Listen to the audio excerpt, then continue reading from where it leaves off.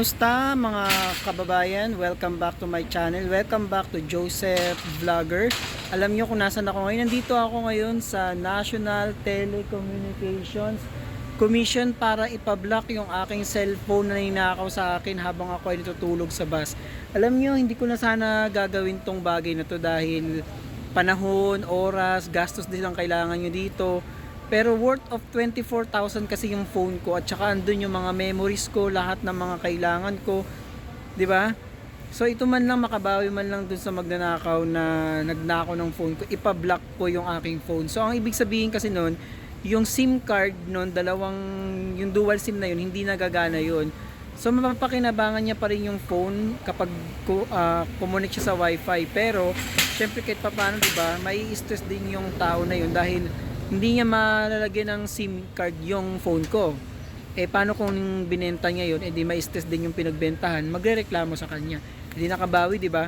So ngayon, nandito nga ako sa National Telecommunications Commission at bago pa man ako makarating dito, tumawag na ako sa kanila at tinanong ko kung ano yung mga kailangan. Ang sabi, kailangan nila ng IMEI ng phone. Mas maganda kung dala mo yung mismong box ng phone mo kasi nakasulat dyan yung IMEI, tapos kailangan nila ng ID.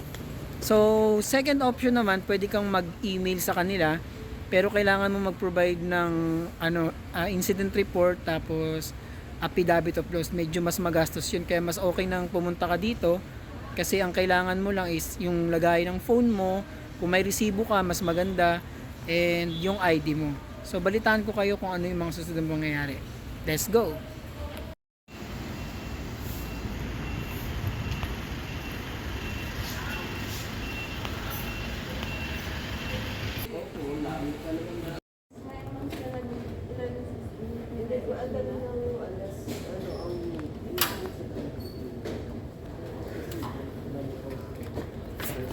Alright mga kababayan, I'm back and kakatapos ko lang sa loob at napakabilis lang naman ang kanilang proseso dahil pumila lang ako sa blocking corner and may binigay nga sa akin yung affidavit of undertaking. So pinilapan ko yon and then binigay ko doon sa nag-a-assist sa akin.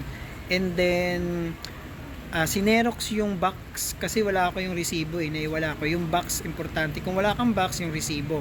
So yun, sinerox yun kasama yung ID ko at yung affidavit, no? And then sabi sa akin, tumawag daw ako after 3 to 5 days at ito yung ibinigay sa akin na contact number, no?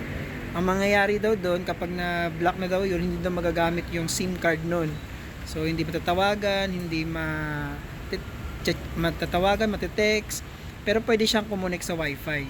So yun lang yung medyo talaga, no? Hindi talaga buong mabablock yung hindi mabubuksan. Pero at least, 'di ba, hindi siya makakapag-text or chat.